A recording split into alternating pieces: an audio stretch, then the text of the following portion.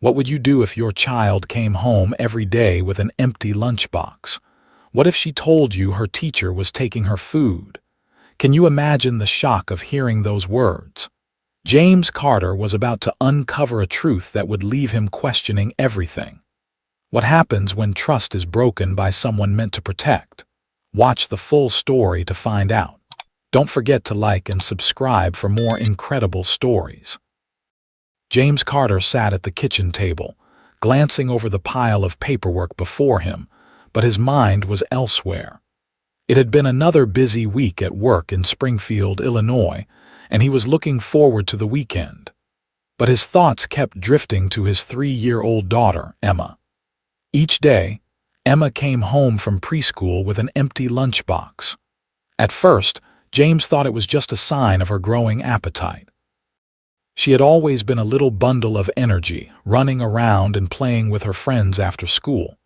She was getting older, and it was natural for her to eat more. He'd pack the usual, a peanut butter and jelly sandwich, apple slices, crackers, and a juice box. It seemed like plenty for a little girl. But it happened again the next day, and the next. Every time Emma came home, the lunchbox was completely empty, with no signs of leftover crumbs or uneaten food.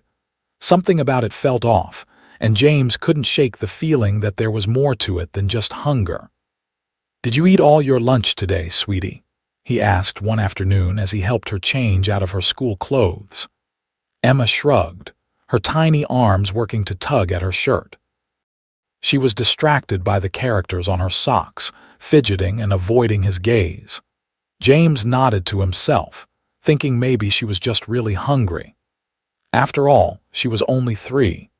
But the empty lunchboxes continued, and his growing concern made him wonder, was something else going on? He hadn't seen anything unusual at school, but he couldn't shake the nagging feeling that he needed to keep an eye out. Something was happening, and he wasn't sure what it was yet, but he'd find out. As the days went by, James couldn't ignore the changes in Emma. His bright, energetic little girl, who usually rushed through the door after school with excitement, now walked in quietly, her shoes dragging behind her.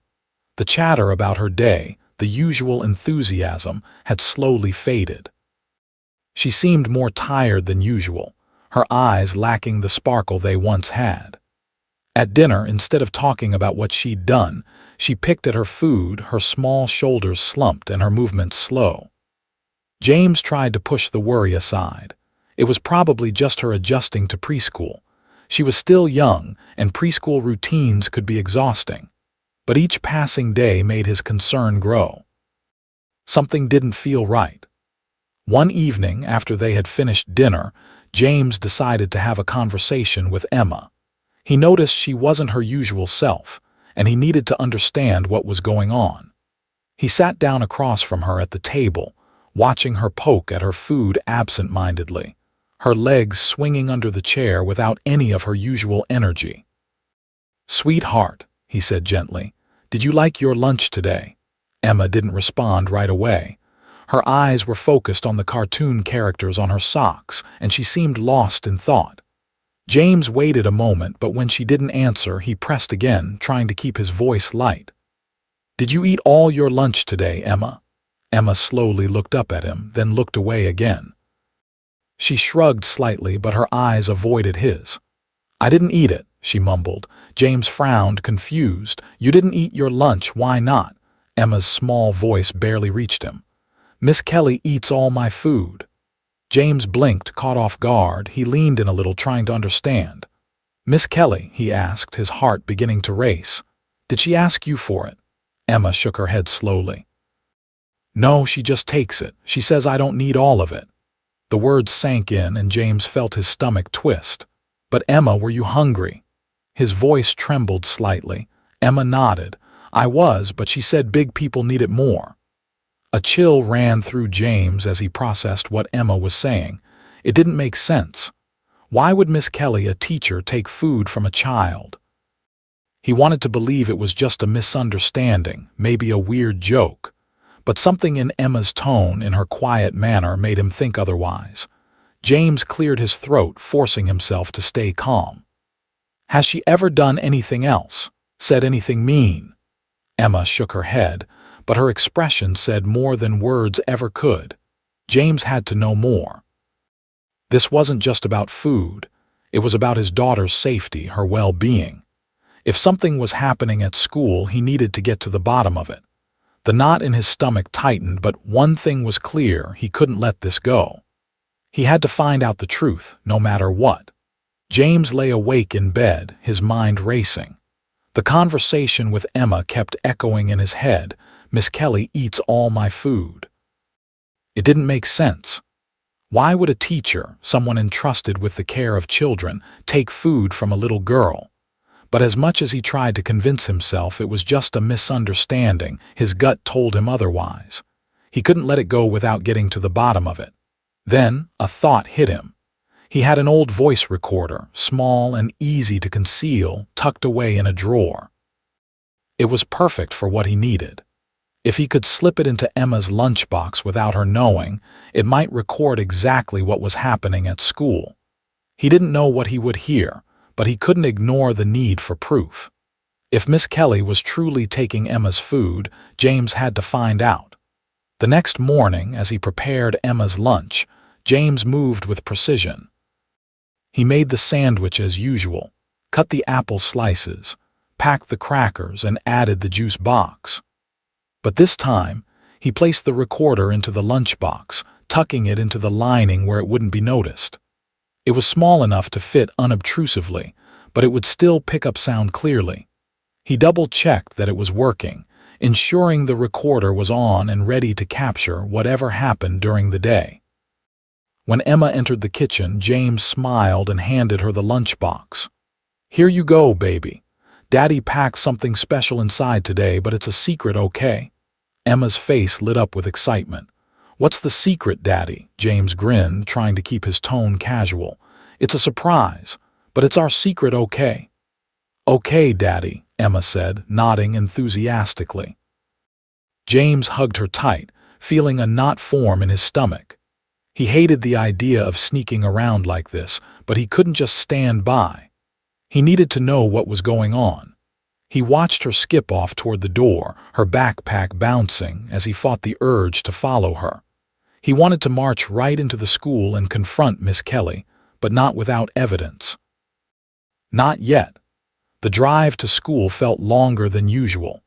James' grip tightened on the steering wheel as his mind raced. What if Emma had misunderstood? What if the recorder didn't pick up anything? What if he was wrong? He pushed those thoughts aside. He had to trust his instincts. Something was happening, and he needed to know the truth. When they arrived at school, he kissed Emma goodbye and watched her run into the building, her lunchbox swinging by her side. He stayed in the car, unable to shake the feeling of dread that settled in his chest. Every minute felt like an hour. He couldn't focus on anything else, his thoughts consumed with what the recorder would capture. Would it confirm his suspicions, or would he be left with more questions than answers? The day dragged on, and when the school bell rang, James was already waiting outside, his eyes scanning the crowd of kids. He spotted Emma, her tiny frame running toward the car with her lunchbox dangling from her backpack. She climbed in, her face alight with excitement. "Did you have a good day, baby?" James asked, trying to sound casual. "Uh-huh, we played with blocks and made a tower." Emma replied, her smile wide and genuine. Then, without missing a beat, she added, "Mr. Kelly took my food again." James' heart sank. He had been dreading hearing those words, but now he knew for sure there was something going on. It wasn't just a misunderstanding. "It's okay, baby, let's head home," he said, his voice steady, but his mind was racing. When they got home, James wasted no time. He grabbed Emma's lunchbox and opened it, pulling out the recorder. His hands were steady, but his heart was pounding as he pressed play. The recorder hummed to life, and he heard the sounds of children's voices in the background. But then he heard it, Miss Kelly's voice, smooth and casual, saying, "All right, let's see what we've got today." The realization hit him like a ton of bricks. His worst fears were confirmed. Miss Kelly had been taking Emma's food, and now he had the proof. James sat at the kitchen table, his fingers trembling slightly as he plugged the small recorder into his laptop. The screen flickered to life, and he could feel his heart beating louder with each passing second. Emma's words from earlier in the day still rang in his ears. "Mr. Kelly took my food again." He clicked play. The faint sounds of a classroom filled his ears, children chatting, the scrape of chairs on the floor, the hum of distant voices. It all sounded so normal. Then, a distinct rustling came through the speakers, followed by Miss Kelly's voice, smooth and almost too casual. "All right, let's see what we've got today." James' stomach tightened. He leaned in closer to the screen, his focus absolute as the recorder continued. "Peanut butter and jelly again, huh? You always have the best lunches, Emma." The tone was light, almost friendly, but James could hear the undercurrent of something else, something unsettling. Emma's tiny voice followed, weak and unsure. "That's mine. You don't need all of it." A chuckle came from Miss Kelly, followed by the unmistakable sound of someone shifting in their seat, taking something. "Little girls don't eat much, right? I'll take this today." James felt his jaw clench as the words sank in. His mind was racing. This wasn't a mistake, a joke, or some harmless act. Miss Kelly was taking food from his daughter regularly and with a nonchalant attitude that sent a chill down his spine. There was more. He listened intently as the sound of a juice box being opened filled the speaker. "Ah, apple juice, my favorite." There was a pause. "But you're little, so you don't need all this. Big people need it more." James' hands curled into fists at his sides. His chest tightened as his blood began to boil. Big people need it more. The casual dismissal of his daughter's hunger. The way she was made to feel small, insignificant. He could feel his anger bubbling up, dark and intense. He'd always trusted teachers to care for his child, to protect her, not take advantage of her innocence. The recording continued with more casual chit-chat, but James could no longer focus on the details.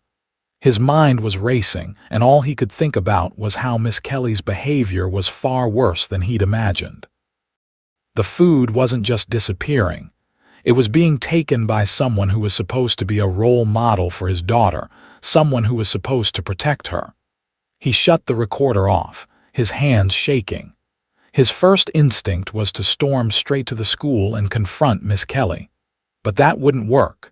He needed to be calm, collected. He needed to make sure he had the right course of action. James stood up and began pacing around the kitchen, his mind a whirl of frustration and anger. He couldn't believe what he'd just heard. How could a teacher take food from a child? And worse, how could she dismiss Emma's hunger so easily? His thoughts turned to Emma. She hadn't even seemed upset when she'd told him. She was too young to fully understand what was happening, but her words still cut through him. She had trusted Miss Kelly, she had trusted the adults around her, and now someone in that position of authority had taken advantage of her trust.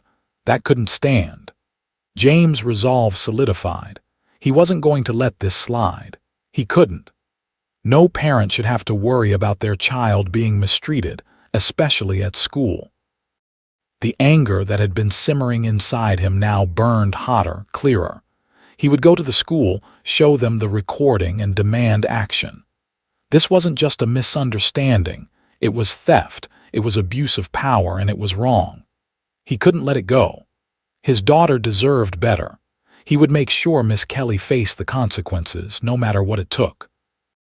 The next morning, James wasted no time. He grabbed the recorder, slid it into his coat pocket, and drove straight to the school. His heart raced as he arrived at the front office, his determination overriding any hesitation. He couldn't wait any longer.